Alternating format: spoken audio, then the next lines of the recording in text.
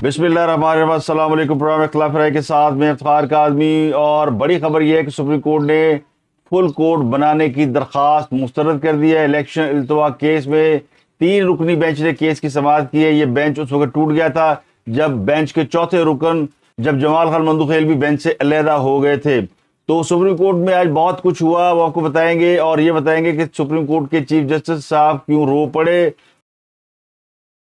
तो पीटीआई के लिए एक अच्छी खबर यह कि अजहर मशवानी घर पहुंच गए। अजहर मशवानी जो कि पीटीआई के सोशल मीडिया विंग के हेड हैं और वो सोशल मीडिया को चलाते हैं। गुज़श्ता 8 रोज से वो लापता थे। पिछले जुमे को वो अपने घर से ज़मान पार्क जाने के लिए निकले थे, लेकिन फिर उनका कोई पता नहीं चला कि वो कहाँ गए। अजहर मशवानी के हवाले से बहुत सी मुतज़ाद खबरें ज़ेर गर्दिश थी कि वो मुख्तलिफ इदारों की तहवील में, कभी FIA के हवाले से कहा गया कि वो उनके पास है, कभी पुलिस के पास, और कभी कहा गया वो लाहौर में, कभी रावलपिंडी में है। लेकिन अब वो अपने घर पहुंच चुके हैं। और आज पीटीआई ने उनकी रिहाई के लिए मुल्क में मुजाहरे भी किए थे, एहतजाज किया था। उसके बाद उनकी रिहाई ने बहुत से सवाल पैदा किए कि क्या वो सरकारी इदारों की तहवील में थे, उन्होंने उनको रिहा किया है, या फिर वो इमरान खान साहब के कहने पर कहीं सज्जे खब्बे हो गए थे और फिर वो सामने आए। क्योंकि बाद लोग ये भी कहते थे हुकूमत का मौक़िफ़ यही था कि अजहर मशवानी को हुकूमत के किसी इदारे ने गिरफ्तार नहीं किया, खुद पीटीआई ने उसे छुपा कर रखा हुआ है। तो अब उनकी बाजियाबी के बाद हुकूमत इस बात को और ज़्यादा इंसिस्ट कर सकती है कि वो किसी इदारे के पास नहीं थी। लेकिन अभी अजहर मशवानी ने अपनी रिहाई के बाद किसी को ये नहीं बताया कि वो कहीं गिलगित बल्तिस्तान की सैर करने गए हुए थे, पहाड़ी इलाकों की सैर करने गए हुए थे। इमरान खान के दौर में जब सहाफ़ी उठाए जाते थे और कई दिनों बाद वापस आते थे तो वो ये कहते थे कि वो शुमाली इलाका जात की सैर करने के लिए गए हुए हैं, क्योंकि जो उन्हें गिरफ्तार करते थे या उन्हें उठाते थे वो उनको यही सबक सिखाकर भेजते थे कि आपने यही कहना है कि मैं बस दोस्तों के साथ सैर तफरी के लिए निकल गया था, पहाड़ों में वहाँ सिग्नल नहीं आते थे तो किसी को बता नहीं सका। अब अजहर मशवानी जो कि IT का माहिर है, सोशल मीडिया का हेड है, उसके हवाले से वो क्या मौक़िफ़ उसको देकर भेजा गया है, वो क्या कहता है, ये तो आने वाले दिनों में पता चलेगा। लेकिन कम से कम अजहर मशवानी ने घर पहुंचने के बाद वो चीखों पुकार नहीं मचाई, वो उधम नहीं मचाया जो कि पीटीआई के बाकी लोग मचाते हैं। अब खास तौर से मुलाकात के बाद यकीनी तौर पर वो अपने बयान में तब्दीली ला सकता है कि नहीं, मुझे अगवा किया गया, मुझे उठाया गया, मुझे मारा गया, मुझे टार्चर किया गया, मुझसे पूछा गया कि खास साहब क्या खाते हैं, क्या पीते हैं, केड़ा नशा कर रहे हैं, कौन सी दवाई इस्तेमाल करते हैं और उसकी खुराक में क्या है। फिर खास साहब कहेंगे जी मुझे जहर देने की साजिश की जा रही है, इसलिए मेरा कि जनाब वो की खांदा पींदा है। तो खान साहब के पास 2-3 बड़ी सीधी जो है FIR होती हैं। एक तो ये कि मेरे कपड़े उतारे गए, दूसरा ये कि मुझसे पूछा गया कि खान क्या खाता पीता है, तीसरा मेरी जो वीडियो बनाएगी। तो ये 3 ही चीज़ें होती हैं। लेकिन अब अजहर मशवानी जो है वो आ गया खाली हाथ। वो किसी ना इदारे की तहवील में था, ना उसको हथकड़ी लगी हुई थी, ना किसी जगह पेश किया गया। जब वो बाज़ियाब हुआ है तो वो अच्छा भला हट्टा कट्टा है। तो लगता यूँ है कि वो वाकई किसी इलाके की सैर को गया था, उसका एक बाल भी जो है वो टेढ़ा नहीं हुआ। अब बाद रहा ये कहते हैं कि अजहर मशवानी से जो काम लेना था वो ले लिया गया, उससे कुछ अहम मालूमात लेकर रख ली गई हैं, वो किसी वक्त इस्तेमाल की जाएंगी। ये एक पार्टी का मौक़िफ़ है, कन्फर्म नहीं है कि वाकई ऐसा है, लेकिन बाद सोर्सेज क्लेम करते हैं कि जनाब बहुत कुछ जो है वो बता चुका है। और बाद सोर्सेज कहते हैं कि इन्होंने खुद छुपाया हुआ था। चौधरी परवेज़ इलाही की पुरानी तरीका वारदात है कि वो अपने बंदों को छुपाकर वो शोर मचा देते हैं कि उसको पकड़ा गया, अगवा किया गया, गिरफ्तार किया गया। तो अजहर मशवानी की रिहाई के बाद जो है वो खान साहब की वो उसको उनके जी को थोड़ी राहत मिली होगी। तो उनके लिए दूसरी राहत की बात तो ये कि सुप्रीम कोर्ट डट के खड़ी है और वो इलेक्शन कराने में बज़ेद है। और बेंच टूट रहा है बार बार, लेकिन चीफ जस्टिस साहब जो है वो नया बेंच नहीं बना रहे, यानी उस बेंच में किसी को रिप्लेस नहीं कर रहे, उसी बेंच के साथ काम चला रहे हैं। गड्डी के 5 टायर 4 टायर होते हैं ना, एक 5वीं स्टपनी होती है, तो एक टायर फट गया तो वो स्टपनी लगा लेता है। तो चीफ जस्टिस साहब ने बगैर स्टपनी के और बगैर टायर तब्दील किए हुए सुप्रीम कोर्ट की गाड़ी को चलाने की कोशिश की है। तो आज वो खुद भी रो पड़े हैं। उन्होंने 3 रुकनी बेंच के साथ जिस केस की समाअत की है वो 3 रुकनी बेंच बड़ा वाजिया बेंच है, जिसे हम ख्याल जज कहा जाता है। इन तीनों में कोई एक भी जज ऐसा नहीं जिसके ऊपर कोई बंदा ये कह सके कि ये न्यूट्रल होगा या ये फैसला हुकूमत के खिलाफ देगा। ये वो जज है जो कि माजी में हमेशा ये जो रूलिंग जमाते हैं ان کے خلاف کہہ لیں یا یہ کہہ لیں کہ عمران خان کے حق میں جو فیصلہ ہوگا وہ یہ دیتے ہیں. تو جج ہیں چیف جسٹس خود عمر تا بدیال صاحب, اور اس کے بعد جسٹس منیب اختر اور جسٹس اعجاز الاحسن. اب یہ 3 جج کیا فیصلہ دیں گے, یہ آپ کسی اندھے کانے لولے لنگڑے, کسی ریڑھی والے سے, نائی سے, کسی پھل فروش سے, کسی رکشے والے سے, کسی سے جا کے آپ پوچھیں کہ فیصلہ کیا آئے گا, تو آپ کو بتا دے گا کہ فیصلہ وہی آئے گا جو عمران خان چاہتے ہیں. تو کیا اس کورٹ کا یہ فیصلہ اب قبول کیا جائے گا؟ تو یہ تو بڑا واضح ہے کہ حکومت اس فیصلے کو قبول نہیں کرے گی, تو پھر آگے ہوگی لڑائی. لیکن اس سے پہلے آئے آپ کو بتائیں کہ چیف جسٹس صاحب نے بڑا جذباتی ہو کے خطاب کیا کورٹ کے اندر, وہ ایموشنل ہو گئے. اچھا, جج کورٹ کے اندر ایموشنل اس وقت ہوتے ہیں جب ان کے سامنے میڈیا ہو, ان کے سامنے وہ لوگ ہوں جو ان کی باتوں کو یا ان کے ایکٹ کو پورٹرے کر سکے. یہ جسٹس میاں ثاقب نثار صاحب, یہ بھی جب چیف جسٹس نہیں بنے تھے اور یہ نمبر 2 جج تھے, ویسے تو ساری عمر نمبر 2 ہی رہے, لیکن اس وقت یہ نمبر 2 تھے, اس وقت یہ چیف جسٹس نہیں بنے تھے. کورٹ نمبر 2 میں ان کا کیس تھا, اور اس میں بھی میں ایک کیس میں اپیئر ہوا, اور یہ کیس میرے خلاف تھا. تو اس میں بھی بہت سارے صحافی پیش ہوئے, تو پھر جج سب جذباتی ہو گئے, اور جذباتی ہو کے آنکھیں بھر آئیں, اور انہوں نے کہا میں خدا کو حاضر نظر جان کے کہتا ہوں اتنے صحافی کبھی اکٹھے نہیں ہوئے, آج شو میں قسمت اکٹھے ہوئے. تو میں بتانا چاہتا ہوں کہ میرے اوپر یہ الزام لگائے جا رہے ہیں کہ میں نواز شریف کے گھر کا ملازم ہوں. انہوں نے مجھے اپنے دور میں سیکرٹری رکھا تھا, تو میں جب چیف جسٹس بنوں گا تو ان کو بڑا فیور کروں گا. تو میں خدا کو حاضر ناظر جان کہتا ہوں کہ میں میری ان کے ساتھ کوئی تعلقات نہیں, کوئی دوستی نہیں, اور کوئی میرا ان سے تعلق واسطہ نہیں ہے.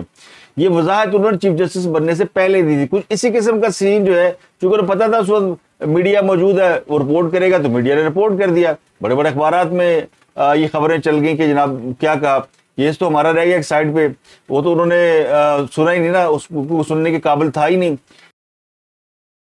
لیکن آج جو اسی کا ایک ایکشن ریپلے ہوا, تو مجھے پھر یاد آ گئی جیسا میاں ثاقب نثار, کہ آج چیف جسٹس صاحب بھی آبدیدہ ہو گئے, جذباتی ہو گئے, ڈبڈبائی ہوئی آنکھوں سے انہوں نے میڈیا کی طرف دیکھا, وہاں جو لوگ موجود تھے ان کی طرف دیکھا, پھر کہا سنی سنائی باتوں پہ ہمیں نشانہ بنایا جا رہا ہے. تو سنی سنائی باتوں پہ آپ نے ایک وزیر اعظم کو نکال دیا, سنی سنائی باتوں پہ آپ نے اس پاکستان کی معیشت کا بیڑا غرق کر دیا, سنی سنائی باتوں پہ آپ نے ایک اچھے چلتے ہوئے ملک کو ڈبو دیا, آپ نے پاکستان کی معیشت کا بیڑا غرق کر دیا, پاکستان کی ترقی کے پر کاٹ دیے. جو پاکستان کی یعنی دنیا میں پاکستان 24ویں نمبر پہ اکانومی تھا, وہ 48ویں نمبر پر پہنچا دی. اور یعنی یہ سب سنی سنائی باتیں کہ فلاں نواز شریف یہ کھا گیا, فلاں نے وہ کھا گیا. تو سنی سنائی باتوں پہ جب آپ سیاستدانوں کو الٹا ٹانگ سکتے ہیں, ان کی کھال کھینچوا سکتے ہیں, ان کو حکومت خانوں میں بھیج سکتے ہیں, ان کا زن بچہ کولو میں پیس سکتے ہیں, بیوی مر جائے تو شوہر جو ہے وہ جیل میں سڑتا رہے, اور بیٹی جو ہے باپ کے سامنے گرفتار کر لی جائے, اور بہن کو جو ہے وہ سر سے دوپٹہ اتار کے بھائی کے سامنے گھسیٹ کر لے جایا جائے, پارلیمنٹ ہاؤس کے اندر گھس کر آپ علماء کی پگڑیاں جو ہے وہ اپنے ہاتھوں میں لے اور ان کو گرفتار کرے. یہ سب سنی سنائی باتیں تھی. کوئی ایک مجھے بتا دے, کوئی ایک کیس آپ بتا دے کہ وہ حقیقت پر مبنی تھا اور عدالت نے اس کے اوپر ایکٹ کیا. وہ جب آپ کسی کو سسیلین مافیا کہتے ہیں تو آپ کے پاس کیا ثبوت ہے؟ وہ سنی سنائی بات تھی. جب آپ کسی کو کہتے ہیں کہ یہ مافیا ہے اور یہ انہوں نے ملک لوٹ لیا ہے, تو آپ کے پاس اس بات کا کیا ثبوت ہے؟ وہ بھی سنی سنائی باتیں ہیں. اب آپ پہ جب آئیے نا کہ اپنی باری آئی تو کگور ہو پیا, جس بنیاد پر ججوں کو نشانہ بنایا جا رہا ہے یہ سیاسی معاملہ ہے, تو جو جج کرتے ہیں وہ غیر سیاسی معاملہ ہوتا ہے. جج صاحب نے کہا جناب سپریم کورٹ متحد تھی, کچھ اور معاملات میں بھی ابھی ہے, لیکن عدلیہ کس طرح متاثر ہونی کوئی نہیں دیکھتا. اہم عہدوں پر تعینات لوگوں کو کس طرح نشانہ بنایا جا رہا ہے, اہم عہدوں پر تعینات, یعنی تہاڈا عہدہ بڑا اہم سی, اور پرائم منسٹر پاکستان جو اس ملک کا چیف ایگزیکٹو تھا وہ غیر اہم عہدہ تھا, جس کو آپ نے کان سے پکڑ کے باہر نکال دیا. آپ نے کہا ثبوت لے کر آؤ, آپ نے وہ جے آئی ٹی بنا دی, اور 10 والیوم جو ہے بنا دیے کہ جی والیوم 1 ہے, والیوم 2 ہے, والیوم 6 میں یہ آ رہا ہے, 7 میں یہ آ رہا ہے, 9-10 لوگ آگے رکھے ہوئے, کسی ویلے کڈیں گے تو پتہ نہیں کیا تک قیامت آ جائے گی. اس وقت کسی کو خیال نہیں آیا تھا کہ یہ کیا ہو رہا ہے. اب فیصلہ سارے آپ کو بتا چکے ہیں کہ کیا ہو چکا ہے جو ہوا ہے. لیکن میں تو جج صاحب کے ریمارکس کے اوپر بات کر رہا ہوں. جو جج صاحب نے کہا وہ ایسے ہی ہے, وہ ٹھیک کہہ رہے ہوں گے, لیکن وہ پھر آئینہ اپنے سامنے رکھے اور دیکھے کہ جو کچھ وہ کہہ رہے ہیں کیا باقی لوگوں کے ساتھ انہوں نے یہ نہیں کیا. خود مجھے کہا جا رہا ہے کہ جج کو سزا دوں, تو جب پرائم منسٹر کو کہا جا رہا تھا کہ یہ ڈان لیکس آ گیا ہے, فلانا بندہ نکال دو, فلانا بندہ نکال دو, اور پرویز رشید کو نکال دو, جو اس کے ساتھ ایک طویل عرصے سے نظریاتی جنگ لڑ رہا تھا اور اس کی پارٹی کا ایک اہم لیڈر تھا, ایک نہیں دو نہیں سب کو 4-5 بند سب کو نکال دو. کبھی آپ کہتے ہیں کہ فلانے کو نکال دو, فلانے کو نکال دو, تو اس وقت آپ کو خیال نہیں آیا کہ ہم کیا کر رہے ہیں. اب وہ کہتے ہیں جی سپریم کورٹ میں 20 سال کی نسبت بہتر جج ہے, یعنی وہ جو جج ان کے رائٹ ہینڈ. اب میں بتاتا ہوں وہ کیوں کہہ رہے ہیں بہتر جج ہے. اعجاز الاحسن صاحب جو ہے وہ ہر بینچ میں کیوں بیٹھے ہوتے ہیں؟ وہ ان کی کوالٹی ہے, وہ اس لیے بیٹھتے ہیں کہ فیصلے وہ لکھتے ہیں, وہ بہت اچھی انگریزی لکھتے ہیں, فیصلہ ڈیٹیل سے تحریر کرتے ہیں, کوئی بات چھوڑتے نہیں ہیں. یعنی وہ کہہ لیں کہ وہ بہتر 10 آدمیوں میں جو بہتر لکھ سکتا ہے فیصلہ, وہ ان میں سے ایک ہے. اسی لیے تمام پچھلے 3-4 چیف جسٹس ہیں, سب نے ان کو اپنے ساتھ بینچ میں اس لیے بٹھایا کہ فیصلہ تحریر کرتے وقت ان سے مدد لی جاتی ہے. لیکن وہ اتنے کایا جج ہیں کہ وہ بعض ریمارکس بھی فیصلے میں لکھ کے اس کو حصہ بنا دیتے ہیں. یہ جو سسیلین مافیا کا آن ریکارڈ آ گیا, یہ آصف سعید کھوسا نے تو ہو سکتا ہے روانی میں کہا ہو, کیونکہ آصف کھوسا یا کوئی بھی عدالت اس طرح مین نہیں کرتی, لیکن فیصلے میں یہاں لکھا گیا. پھر جس طرح عمران خان صاحب کو صادق کو رمین ڈکلیئر کیا جاتا ہے, یہ بھی اعجاز الحسن صاحب کی تحریر ہے. تو اعجاز الحسن کی تو کوالٹی یہ ہے. منیب اختر صاحب کی مجھے نہیں پتا کیا کوالٹی ہے, لیکن کوئی ہوگی ان کی بھی. ان کو صرف بدیال صاحب کے ساتھ وہ اپنے لیفٹ رائٹ بٹھاتے ہیں. مظہر علی اکبر نقوی صاحب کا بھی یہی حال ہے. ان کے بارے میں تو لوگوں کو پتا ہے کہ وہ جج ہیں جن کی وجہ سے ٹرکوں کی ٹرم ایجاد ہو گئی ہے. یہ جو ججوں کے اوپر الزام لگ رہے ہیں, ایک ٹرک کی قیمت تم کیا جانو, یہ کس کی وجہ سے الزام آئے ہیں؟ یہ جسٹس مظہر علی اکبر نقوی کے اوپر آئے ہیں. آپ کہہ رہے ہیں ان کے خلاف کارروائی کے لیے کہا جا رہا ہے یہ بڑے اچھے جج ہیں. تو ہوں گے اچھے جج, کب ہم کہہ رہے ہیں کہ وہ اچھے جج نہیں, لیکن جو الزام لگا ہے وہ الزام کسی کورٹ میں یا ثابت ہونا یا ریجیکٹ ہونا ہے, یا صرف آپ کی رائے مان لی جائے کہ نہیں میں کہتا ہوں ٹھیک ہے تو ٹھیک ہے. تو آپ کل کو کہیں گے میں کہتا ہوں کہ نواز شریف گھر چلا جائے فیصلہ کوئی نہیں میں نے دینا, شہباز شریف گھر چلا جائے فیصلہ میں نے کوئی نہیں دینا, تو لوگ کہیں جی کیونکہ چیف جسٹس صاحب نے کہہ دیا انہوں نے گھر بھیج دو. تو ایسا نہیں ہوتا جج صاحب. وہ کہتے ہیں جی جسٹس عائشہ ملک اور جسٹس شاہد وحید کے فیصلے پڑھے. میں یہی تو کہہ رہا ہوں, یہ اچھے لکھاری ہیں, یہ اچھے کالمسٹ ہیں. اچھا کالمسٹ اخبار کا ایڈیٹر نہیں ہوتا, اچھا کالمسٹ ٹی وی چینل کو ہیڈ نہیں کرتا. کالمسٹ ہوتا ہے, اس کی تحریر میں جان ہوتی ہے. وہ ضروری نہیں وہ تحریر میں جس کی جان ہے وہ فیصلے بھی اچھے کر سکتا ہو. وہ فیصلوں میں عقل, شعور, دانش, ویژن استعمال کرتا ہے, تو ویژن تو کہیں نظر نہیں آتا. اور جسٹس عائشہ کو ووٹ کر دیا ساتھ, وہ میں نے آپ کو بتایا تھا کہ خاتون جج کو انہوں نے اس پینل میں ڈالا ہوا ہے. وہ جج اچھی ہیں کوئی شک نہیں, لیکن وہ ہم خیال ججوں کی اس میں آتی ہیں. تو وہ کہتے ہیں جی کہ جسٹس شاہد وحید نے کل بہترین اختلافی نوٹ لکھا, بہترین لکھا. وہ بھائی لکھوایا گیا, چلو انہوں نے لکھا, اب لکھوانے والے وہ کہتے ہیں جی وہ ساتھ مل کے سب نے بیٹھ کے اکٹھے لکھا. لکھنے میں تو کمال ہے, اعجاز الحسن صاحب کمال لکھتے ہیں, شاہد وحید کمال لکھتے ہیں, جسٹس عائشہ کمال لکھتی ہے. تو اس کا مطلب یہ کہ اب یہ تمام فیصلے بھی یہی کریں گے. آپ کسی اپنے بہت سے جو سیٹ ہوتے ہیں, بہت سے جو امیر لوگ ہوتے ہیں, انہوں نے اپنے لیٹر لکھوانے کے لیے اپنے ساتھ پی اے رکھا ہوتا ہے, اسٹینڈر رکھے ہوتے ہیں. تو لکھائی جو ہے وہ ذہانت کی نشانی نہیں ہوتی, کسی حد تک ہوتی ہے, لیکن جو آپ کا منصب ہے وہ جج کا منصب, وہاں لکھائی کی نہیں, وہاں ذہنی توازمائی کی ضرورت ہے. وہ کہتے ہیں قانون پر بات کریں گے تو میں بطور جج سنوں گا, میرے ججز کے بعد بات کریں گے تو پھر میرا سامنا کرنا پڑے گا. یہ ہے وہ اصل بات. وہ اپنے ججوں کے معاملے میں پروٹیکٹیو ہو گئے ہیں کہ مینو بچاؤ, you scratch my back I scratch your, اور پیچھے کوئی چوائس نہیں رہ گئی, تو اپنے ججز کو بچانے چل پڑے ہیں. آپ دوسروں کو آپ کہتے ہیں فلاں کو نکال دو, फलाने की हुकूमत को छोड़ दे, अपने जजेस पे आइए तो आपको तपश महसूस हो रही है, हीट महसूस हो रही है। कहते मेरा भी दिल है, मेरे भी जज्बात हैं, जो कुछ किया पूरी ईमानदारी से किया। हमें पूरा यकीन है जज साहब, चीफ जज साहब, आपने ईमानदारी से किया होगा। वो मिसाल वही आती है इमरान खान साहब वाली, बड़े ईमानदार हैं, बड़े काबिल हैं, और आप किसी भी काबिल ईमानदार आदमी को, ज़हीन आदमी को अपनी गाड़ी का ड्राइवर उस वक्त तक नहीं रख सकते जब तक उसको गाड़ी चलानी नहीं आती। गाड़ी चलाने का ईमानदारी से कोई ताल्लुक नहीं होता, गाड़ी चलाने का काबिलियत से, कोई जहानत से कोई ताल्लुक नहीं होता। गाड़ी चलाने के लिए ड्राइवर को उसकी गाड़ी चलाने की स्किल आनी चाहिए। इसमें आप पाकिस्तान के अंदर जो ट्रांसपोर्ट के बड़े बड़े जो सोर्सेज हैं, उनमें एक रिक्शा है, एक चिंची रिक्शा है। तो बड़े बड़े मैंने माहिर चिंची ड्राइवर देखे हैं जो कि बड़े बड़े अच्छे कार ड्राइवर के मुकाबले में रेसें लगा रहे होते हैं और अपनी एक एक पहिए पे गाड़ी चला रहे होते हैं।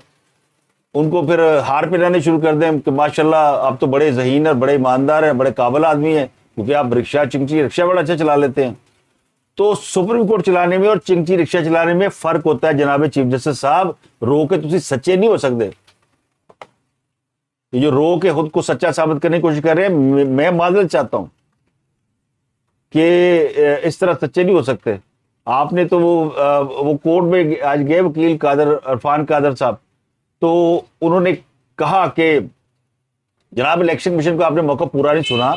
मैं सिर्फ 3 मिनट बात करना चाहता हूं। रोज मुझे घंटों बैठना पड़ता है, मैं वकील हूं, आप जज्बाती हो सकते हैं तो हम भी जज्बाती हो सकते हैं, जरा मुख्तसर टाइम दे दे, मैं भी जरा बात कर लूं।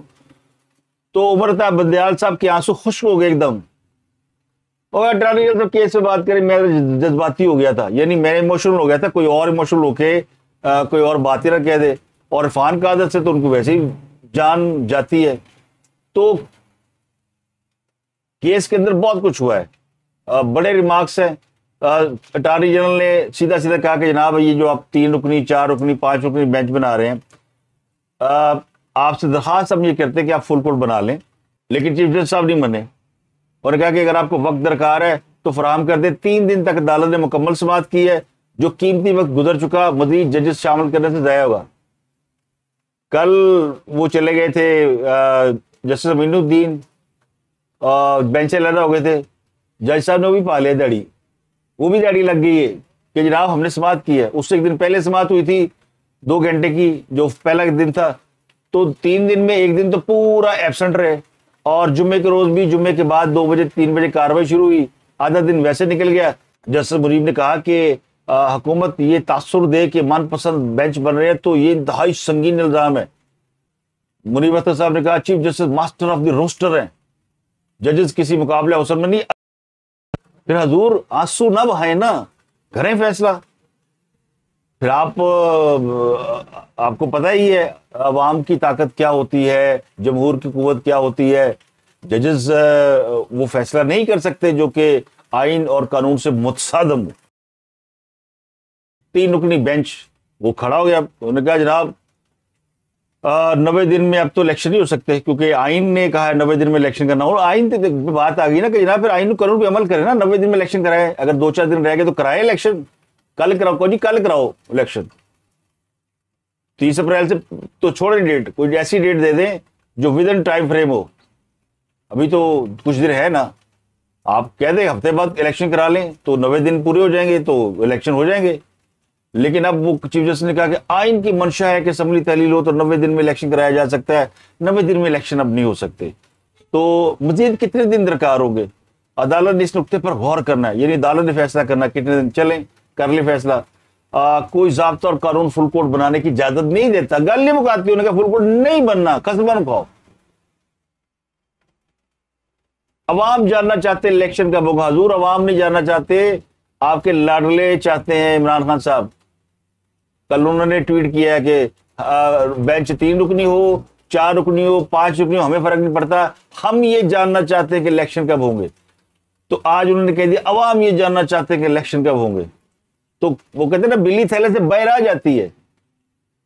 तो ये लाडले का जो मर्जी का बेंच है ना, ये लाडले का इमरान, अब अगर हम कहेंगे ये, वैसे पाकिस्तानी जजों की बात नहीं कर रहा हूं मैं, वैसे ये पूरी जो गुफ्तगू की मैंने ये भूटान की अदालतों की बात की है। पाकिस्तान की अदालतों में तो पता नहीं क्या चल रहा है।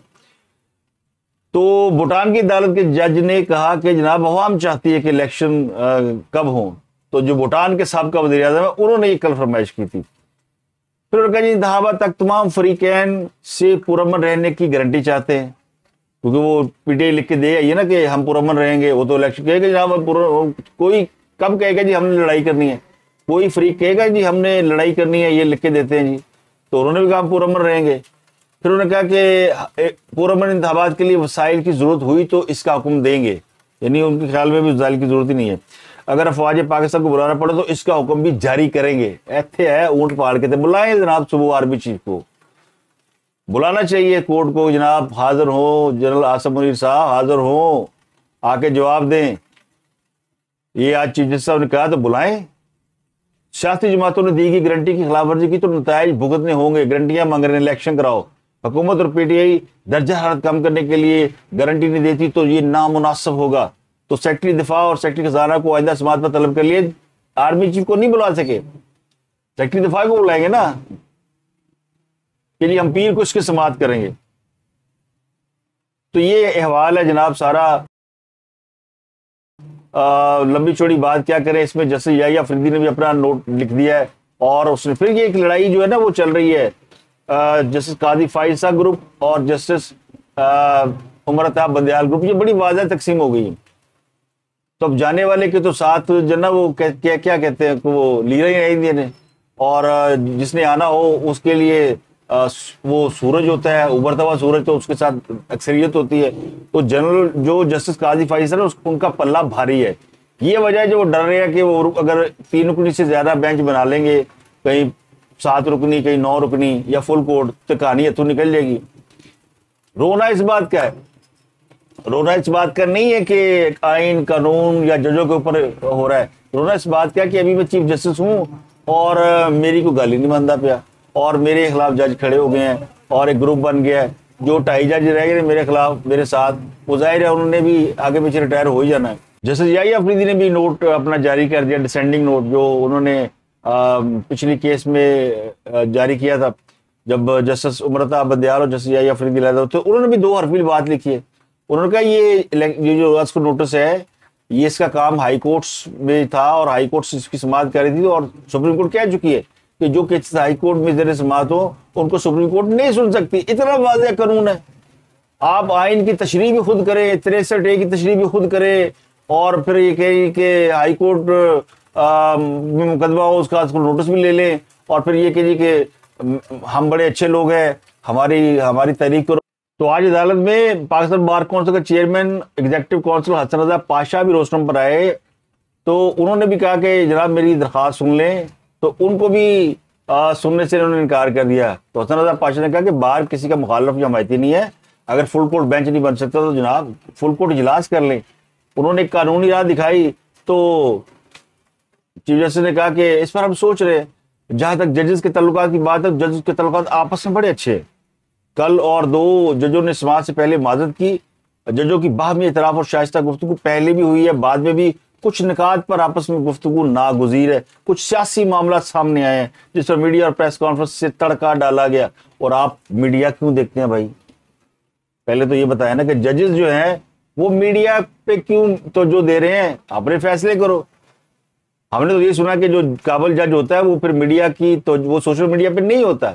یہ سوشل میڈیا کا انفلوئنس ہے حضور. اور غصہ کادا سی کہ ججوں کو رن مرید کہا گیا ہے.